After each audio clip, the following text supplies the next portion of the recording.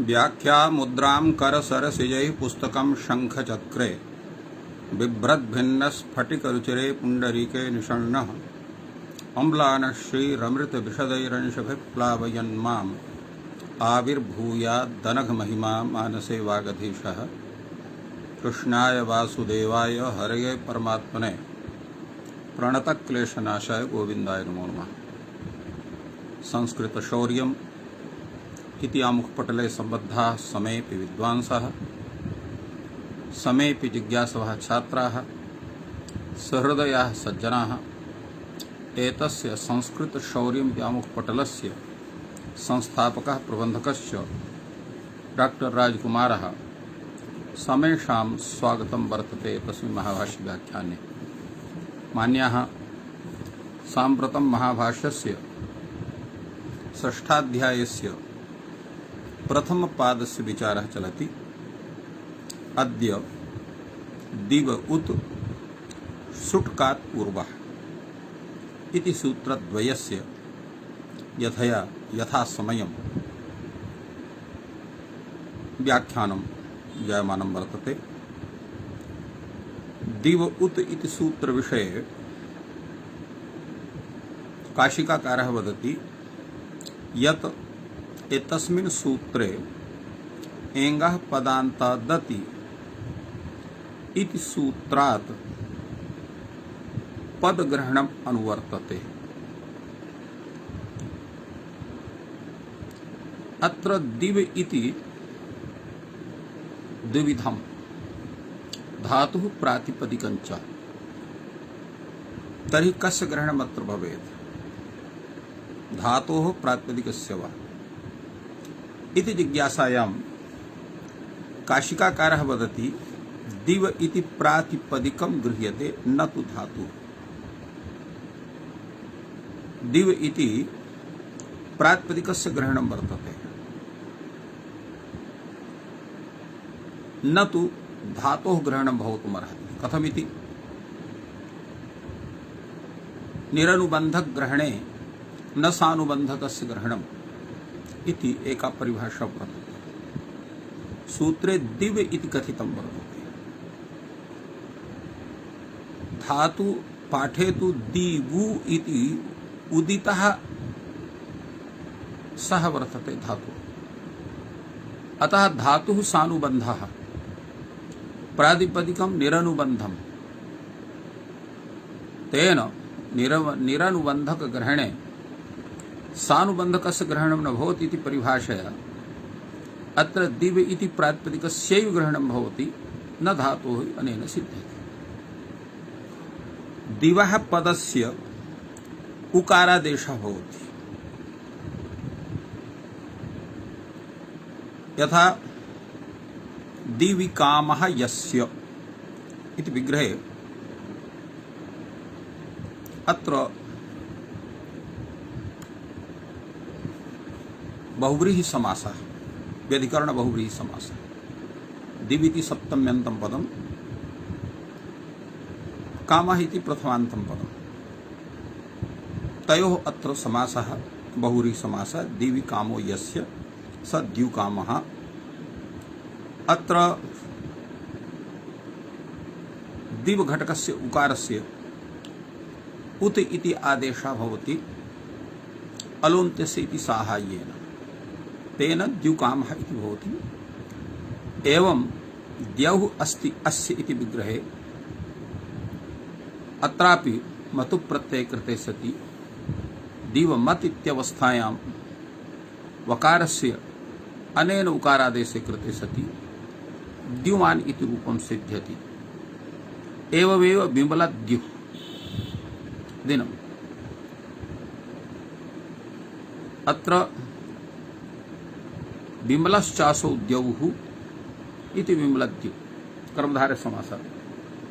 बिमलदिनम् इत्यत्र बिमलद्युदिनं द्विभ्यां द्युभिः इति एतस्य सूत्रस्य स्वरूपं भवति। निरनुबन्धग्रहणात् हि न भवति अक्षद्युभ्याम् अक्षद्युभिः। यतो हि अक्षद्दिव् इत्यत्र अक्षैः दिव्यते इति अक्षद्युः। अत्र निरनुबन्धग्रहणात् अत्र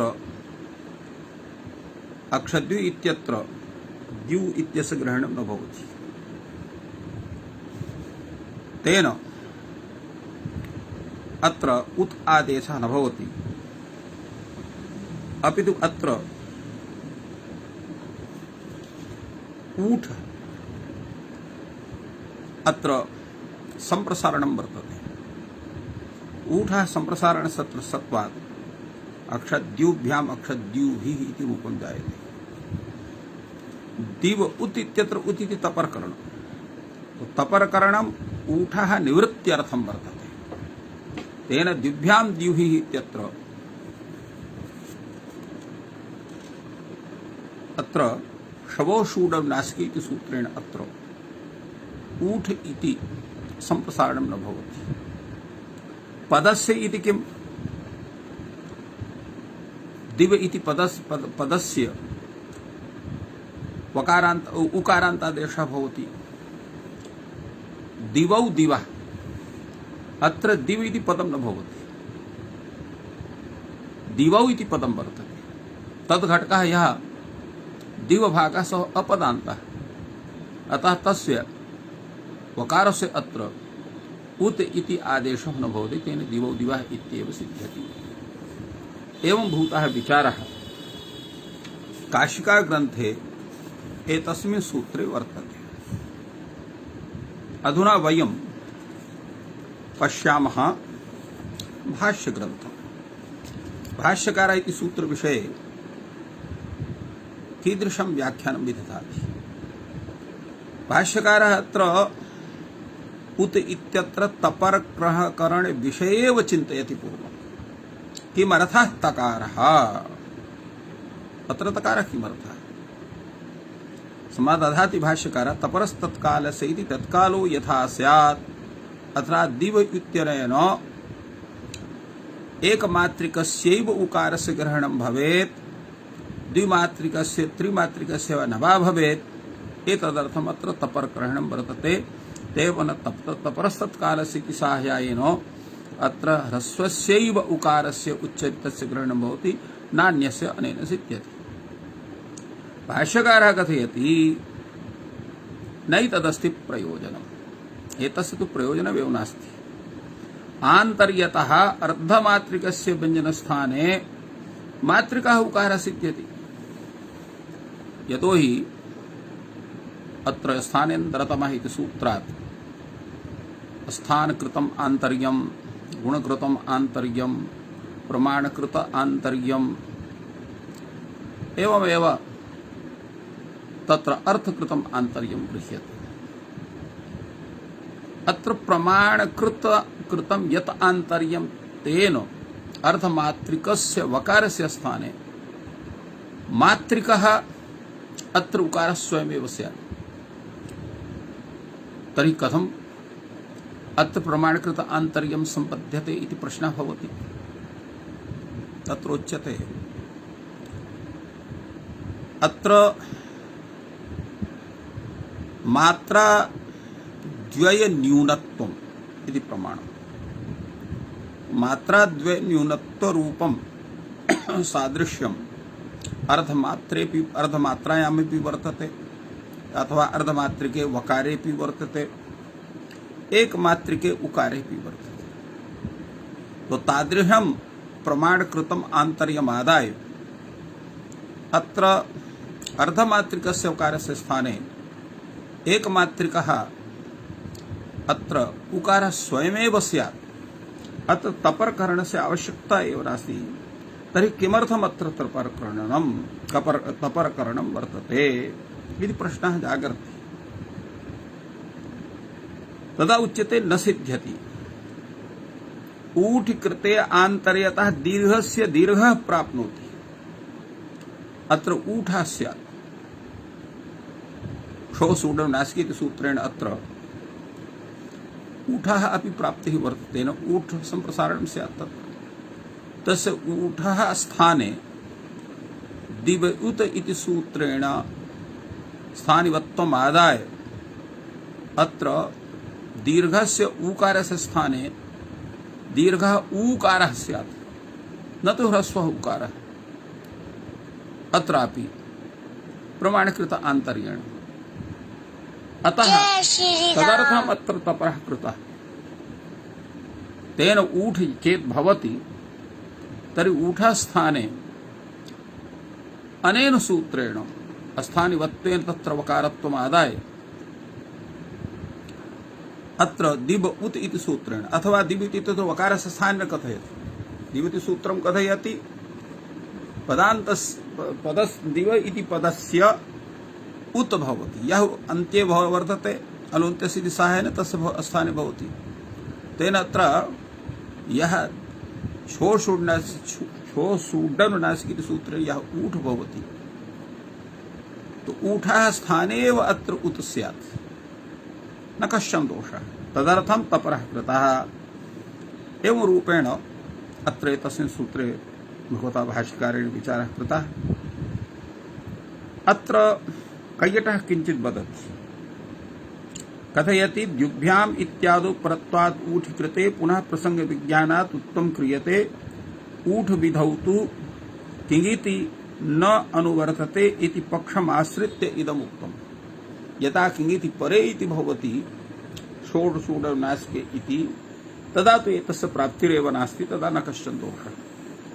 ननु भाव्यमानात् उकारः भिन्नकालं न गृहीष्यति इति नार्थः तकारेण।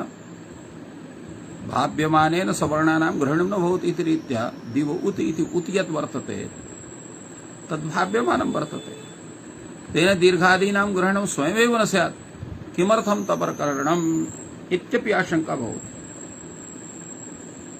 तदा उच्यते एवं तर्हि तपरत्वमेव ज्ञापकं भाव्यमानोऽपि उकारः भिन्नकालं सवर्णं गृह्णाति। अत्र यत् तपरकरणं वर्तते दिव उत इत्यत्र एवं ऋत उत इत्यत्र भाव्यमानेषु यत् तपरकरणं वर्तते तेन ज्ञायते क्वचित् भाव्यमानेष्वपि सवर्णग्रहणं भवति। अतः अत्र तन्न भवेत् एतदर्थम् अत्र तपरकरणं वर्तते। तपरत्वमेव ज्ञापकं भाव्यमानोऽपि उकारः भिन्नकालं सवर्णं गृह्णाति, तेन द्युभ्याम् उभ्याम् इत्यादौ दीर्घस्य दीर्घः भवेत्, तदर्थ तद्वारणाय अत्र तकारः कृतः वर्तते इत्येव रूपेण अत्र कथितवान्। अत्र कैयटः तेन उभ्याम् इत्यादौ दीर्घः भवति इति विषये अत्र कथयति। यत्तु तत्र समाहारद्वन्द्वनिर्देशेन विसिद्धे ज्ञापनस्य फलाभावः इत्युक्तं तन्न समाहारद्वन्द्वे प्रातिपदिकत्वे अन्तर्वर्ति सुपः लुकि ह्रस्वदीर्घयोः प्राप्तयोः दीर्घस्य शब्दान्तर प्राप्त्या नित्यत्वेन नित्यत्वाद् ह्रस्वे वर्णाश्रय दीर्घापेक्षान्तरंगत्वाद् वा ह्रस्वे कृते पश्चात् दीर्घे उ इति रूप असिद्धे। अतएव उकालः इति सूत्रे उकालः इति नाकारीयात् इत्याशयात् एव रूपेण तस्य समाधानम् अत्र कृतं वर्तते। अग्रे तावत् सूत्रमस्ति सुट्कात् पूर्वः। यद्यपि दिव उत इत्यस्य अनन्तरं बहूनि सूत्राणि सन्ति, तय्यथा अत्र यत् सूत्रं वर्तते इतः परं तत्सूत्रमस्ति एतत्ततोऽसु लोपोकोरनय समासे हलि। अनन्तरं सूत्रं वर्तते षष्छन्दसि बहुलम्। अनन्तरं सूत्रं वर्तते सोचि लोपे चेत्पादपूर्णम्। किन्तु एतेषु सूत्रेषु भाष्यग्रन्थः नास्ति। समाध्येतोः अत्र सुट्कात् पूर्वः इत्यस्यैव सूत्रस्य विषये अत्र विचारः प्रवर्तते। सुट्कात् पूर्वः इति सूत्रम् अधिकारसूत्रं वर्तते। एतस्य अधिकारः कुतः यावत् वर्तते तत्र काशिकाकारः कथयति पारस्कर प्रभृतीनि च संज्ञायाम् इति यावत्। पारस्कर प्रभृतीनि च संज्ञाम् इति सूत्रम् यावत् एतस्य सूत्रस्य अधिकारः वर्तते। तच्च सूत्रम् कुत्र वर्तते एतद्विषये विचारयामः।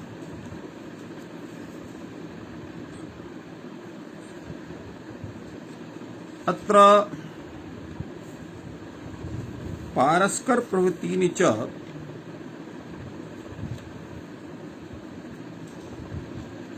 इति सूत्रम् तावत् एतस्मिन्नेव अध्याये एतस्मिन्नेव पाद्ये वर्तते। यतो हि सुट्कात् पूर्वः इति सूत्रम् तावत् षष्ठाध्यायस्य प्रथमपादस्य 35,100 सूत्रं वर्तते। सुट्कात् पूर्वः इति सूत्रम्। पारस्कर प्रवृत्तीनि च इति सूत्रम् तस्यैव अध्यायस्तस्यैव पादस्य 54,100 सूत्रं वर्तते। अतः एतस्मिन्नेव पादे एतस्य सूत्रस्य स्थितिः वर्तते। अनन्तरम् अनुदात्तं पदमेकवर्जम् इति सूत्रं वर्तते। तेन स्वरप्रकरणस्य प्रारम्भः जायते। अत्र सुट्कात् पूर्वः इति सूत्रविषये अत्र काशिकाकारः कथयति, इतः उत्तरं यद् वक्ष्यामः तत्र सुट् इति कात् पूर्वः इति एतत् अधिकृतं वेदितव्यम्। अतः सुट्कात् पूर्वः इति सूत्रस्य अनन्तरं यानि सूत्राणि तत्तत् कार्यं कुर्वन्ति तत् कार्यं किं भवति, तत्र सुट् भवति अथ च कात् पूर्वः भवति, एतदधिकृतं वेदितव्यम्। यदा अग्रे तावत् सूत्रं तत्र वक्ष्यति, संपरिभ्यां करोतौ भूषणे अथवा संपर्युपेभ्यः करोतौ भूषणे, संस्कर्ता संस्कर्तुं संस्कर्तव्यम्, कात् पूर्वग्रहणं सुटः अभक्तत्वात् अभक्तत्वज्ञापनाय। सुट् यद्यपि टित् वर्तते, टित् स्वकीयस्य उद्देश्यस्य आद्यवयवः भवति, तेन स्वयमेव तत्र तस्य विधानं स्यात्, किन्तु कात् पूर्वः इत्युक्तं वर्तते। तेन कात् पूर्व इति ग्रहणस्य का आवश्यकता वर्तते, उच्यते सुटः अभक्तत्वज्ञापनार्थम्। अर्थात् सुडागमः यः भवति सः न तु पूर्वस्य न च परस्य अवयवः भवति, अतः अनवयवत्वेन तिष्ठति। तथा संस्कृशिष्ट संस्क्रियते इत्यादौ संयोगादि लक्षण अत्र इड् गुणौ न भवति, गुणोर्ति संयोगाद्यो इत्यादि। एवं तिंग तिंगः इति निघातोऽपि तर्हि न प्राप्नोति। कथं, सुटा व्यवहितत्वात्। तदा उच्यते एवं तु न भवति। परिभाषा वर्तते, स्वरविधौ व्यञ्जनम् अविद्यमानवत्। स्वरविधाने तत्र व्यञ्जनानाम् अविद्यमानवत् भावः भवति, तेन व्यवधानं भवत्येव नहि। तर्हि कथं भवान् कथयति अत्र सुटः व्यवहितत्वात् अत्र निघातो न भवति? तदा उच्यते स्वरविधौ व्यञ्जनम् अविद्यमानवत् इति वचनात् नास्ति व्यवधानम्, तेन व्यवधानं न भवितुमर्हति। अतः एतद् न वक्तुं शक्यते यत् तिङ्गतिङ्गः इति निघातोऽपि तर्हि न प्राप्नोति सुटः व्यवहितत्वात्, यतो हि स्वरविधौ व्यञ्जनम् अविद्यमानं भवति इति रीत्या स्वरविधानविषये व्यञ्जनानां व्यवधानं न भवति। अग्रे तावत् उच्यते संचस्करतुः संचस्करुः इति गुणः कथम्, अत्र गुणः कथं भवति? तदा उच्यते तन्मध्यपतितस्तद्ग्रहणेन गृह्यते इति रीत्या तस्य ग्रहणं भवति तेन अत्र गुणकार्यमपि जायते। संयोगोपतग्रहणं च ऋतस्य संयोगादिर्गुणः इत्यत्र कर्तव्यम्। अत्र टित्करणं सुटा इति टित्करणं यद् वर्तते शुट् स्तुस्वञ्जाम् इत्यत्र विशेषणार्थम्। शुट् स्तुस्वञ्जाम् इति सूत्रे विशेषणार्थम् अत्र शुट् ग्रहणं कृतं वर्तते। तो एवं व्याख्यानं काशिका ग्रन्थे एतस्मिन् सूत्रे आयातम्। अधुना वयं भाष्यग्रन्थं पश्यामः। भाष्यकारः कथम् अत्र विचार्यते। भाष्यकारः पूर्वमेव प्रश्नं विदधाति।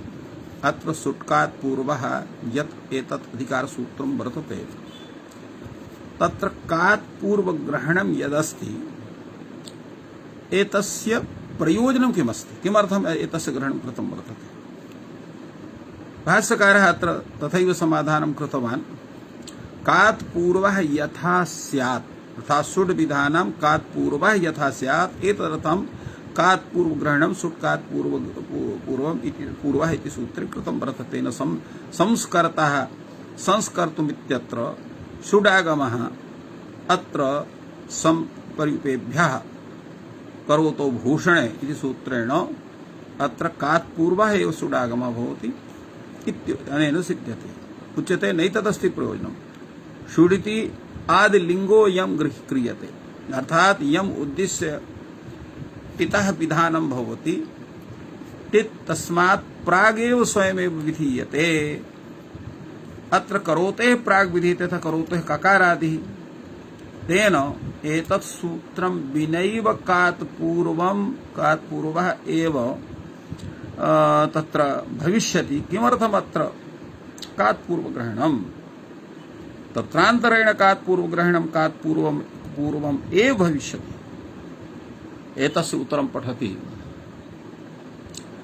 भाष्यकारः। अतः उत्तरं पठति सुट् कात् पूर्वग्रहणम् अककारादौ कात् पूर्वार्थम् यत् एवं भूतः धातुः शब्दो वा यः ककारादिः नास्ति तत्रापि कात् पूर्व विधानार्थम् अत्र कात् पूर्वग्रहणं कृतं भवति। सुटि कात् पूर्ववचनं क्रियते अककारादौ करोतौ कात् पूर्वो यथा स्यात्। उदाहरणं किमस्ति। यथा संचस्कर्तुः संचस्करुः संपूर्वक क्री धातुः लिट् लकारः तत्र प्रथम पुरुषे द्विवचने संक्री अतुसिति भवति। अत्र द्वित्वादिकारे कृते सति सं क्री क्री चक्री संचक्री अतुसिति भवति। अत्र संपर्युपेभ्यः करोतो भूषणे इत्यनेन सुडागमः भवति। कुत्र स्यात् चेत् अत्र कात् पूर्वः इति अधिकारः न स्यात् तर्हि चकारात् पूर्वम् अत्र सुडागमः स्यात्। तेन संश्चकार इत्येव रूपं स्यात् न तु संचस्कारे। अतएव कात् पूर्वः इत्युच्यते। तेन अत्र कात् पूर्वः एव सुडागमः भवति। तेन संचस्कार संचस्कर्तु करुः एवं तत्र प्रयोगाः सिद्ध्यन्ति।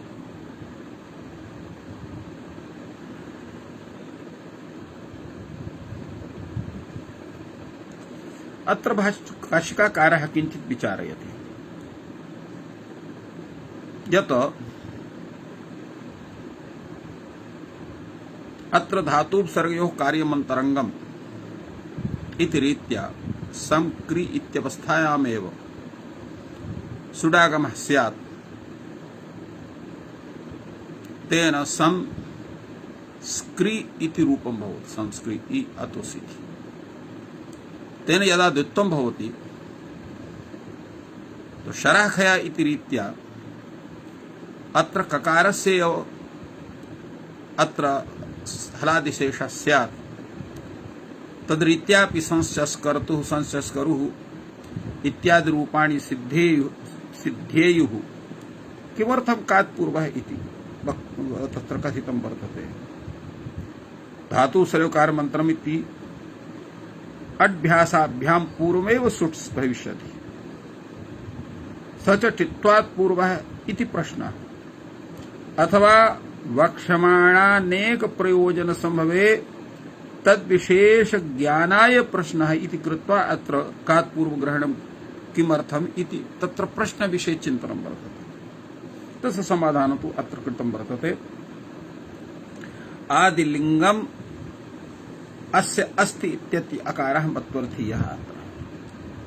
सुट्कात् पूर्ववचनं क्रियते अककारादौ करोतौ कात् पूर्वं यथा स्यात् इत्यस्य समाधाने विषये कथयति अडभ्यासयोः अंतरंगत्वं मन्यते। अर्थात् पूर्वम् अडागमः अभ्यास कार्यम् अनन्तरं सुडागमः भवितुमर्हति तस्य अंतरंगत्वात् इत्येवं रूपेण अत्र एतस्य समाधानम् अत्र कृतं वर्तते।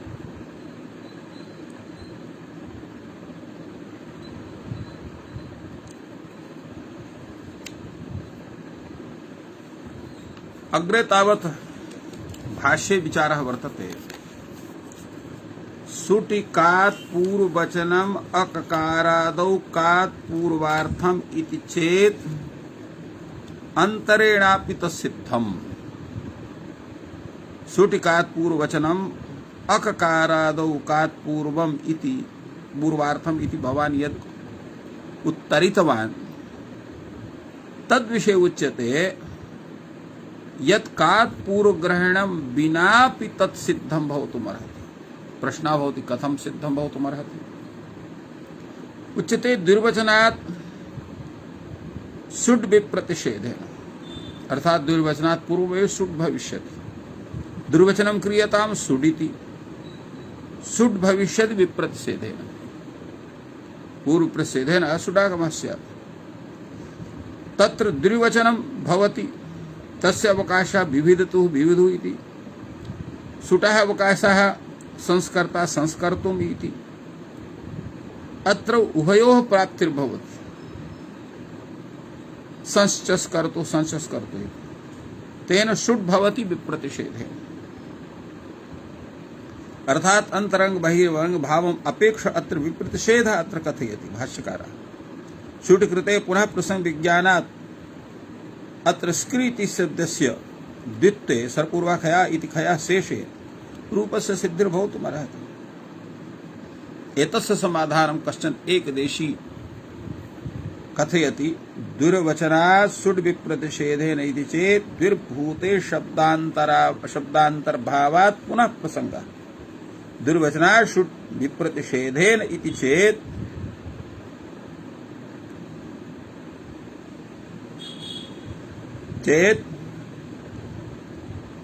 तत्र द्विर्भूते शब्दान्तरस्य अकृतः सुट् इति पुनः सुट् स्यात्।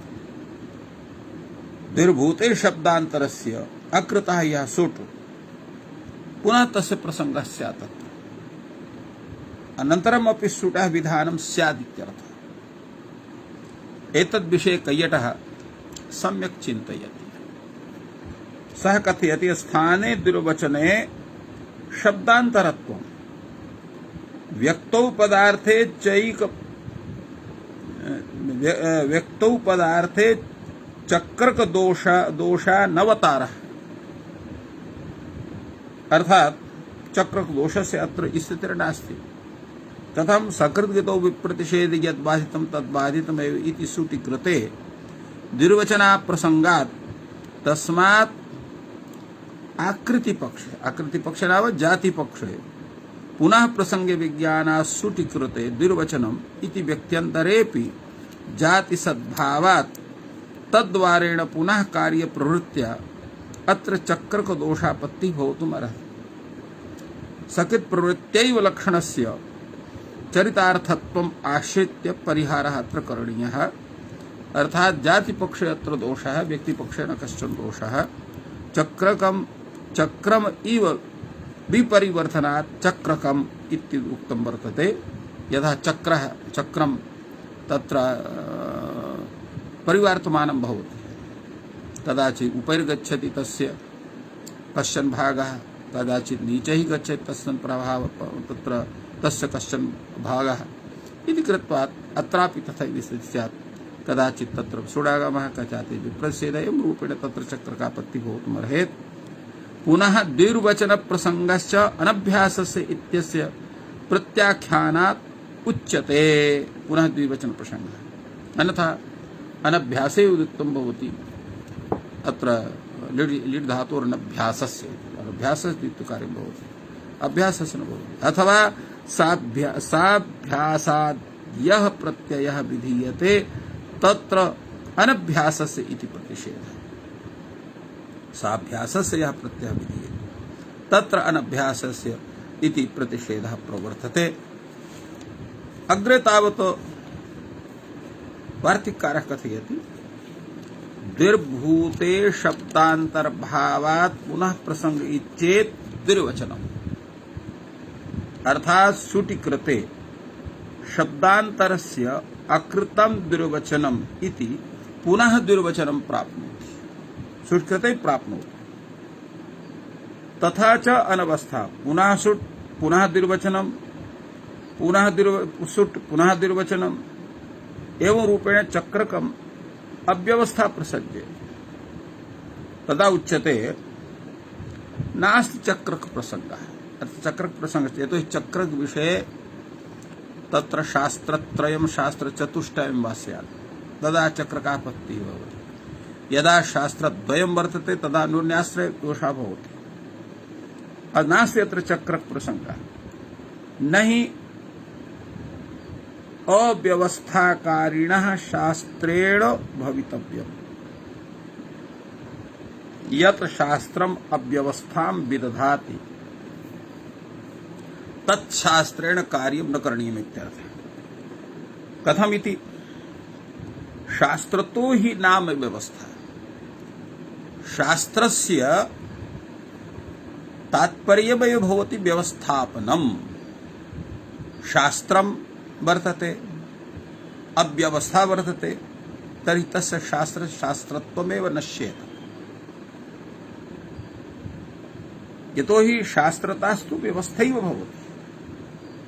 तत्र सुटिकृते द्विर्वचनं द्विर्वचनेन अवस्थानं भविष्यति एवं रूपेण समाधानं तत्र दत्तं। तदा उच्यते अड्व्यवाय उपसंख्यानम्। अड्व्यवाय उपसंख्यानं कर्तव्यम्। समस्करोत् इति क्री धातु लङ् लकारः सम क्री संपूर्वक क्री धातु वर्तते। लङ् लकारे अडागमः भवति सम अकरोति इति। अत्र अड्व्यवायेऽपि अत्र कात् पूर्वः इति कथनेन ककारात् पूर्वः अत्र सुट् भवति। अन्यथा किं स्यात् यदागमात् तद्गुणीभूता तद्ग्रहेण गृह्यन्ते इति रीत्या अत्र क्री ग्रहणेन अक्री इत्यस्य ग्रहणं स्यात्। तत्र सुडागमे धातोः प्राक् अक्री इति धातोः प्राक् सुडागमे सति संस करोत् इति रूपं स्यात्। इससे समस्करोति इति समस्कार्षि तदर्थम् अत्र कात् पूर्वः इति ग्रहणं वर्तते इति समाहितवान् भाष्यकारः। अभ्यास व्यवाये च उपसंख्यानं कर्तव्यम्। संचस्करतु संचस्करो। अत्रापि द्वितीयस्य प्राप्ति वर्तते सुडागमस्य प्राप्ति वर्तते। अत्र सुडागमः भवति तर्हि अत्र किं स्यात् तदा उच्यते अभ्यास व्यवायेऽपि भवति। अत्र द्विर्वचनं भवति सुटं प्रबाध्य पूर्वं द्वित्वादिकारे सति सम चकर अतुसि इति भवति चक्री अतुसि। अत्र अभ्यास व्यवायेऽपि अत्र संपर्युपेभ्यः करोतो भूषणे इति सूत्रेण अत्र सुडागमः भवति। कात् पूर्वः भवति तेन संचस्कर्तुः संचस्करुः इत्यादि प्रयोगाः सिद्ध्यन्ते। एवं रूपेण एतस्य समाधानम् अत्र कृतम्।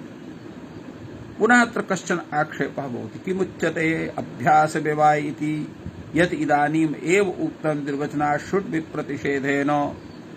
अभ्यास व्यवाय इति भवान् कथयति, अधुनैव अत्र समाधानं दत्तं यत् निर्वचनात् शुड् विप्रतिषेधेन। निर्वचनात् शुड् भवति विप्रतिषेधेन, अर्थात् द्वित्वं प्रवाद्य पूर्वं शुड् विधीयते। तदा उच्यते अप्रतिषेधो वा बहिरंगलक्षणत्वात् सुटः।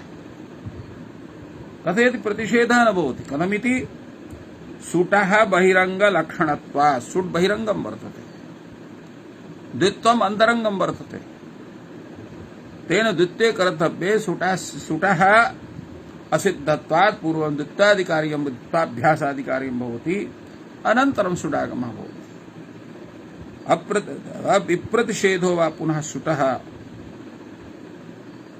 किं कारणं, बहिरंगलक्षणत्वात्। बहिरंगलक्षणः सुट्, अन्तरंगं निर्वचनम्, असिद्धं बहिरंगम् अन्तरंगे, अतः पूर्वं द्वित्वं भवति, अनन्तरं सुडागमादि कार्याणि भवन्ति इत्यर्थः।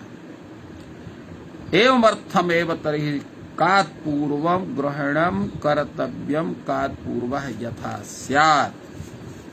एवं रूपेण अत्र कात् पूर्वम् इत्यस्य प्रयोजनं साधितं भगवता भाष्यकारेण। अधुना अपरोपि महान् विचारः वर्तते, किन्तु तत्र विचारस्य अधिक समयापेक्षत्वात् अग्रे नोच्यते, अत्र विरम्यते। सर्वेभ्यो नमः। जयतु संस्कृतं, जयतु भारतम्।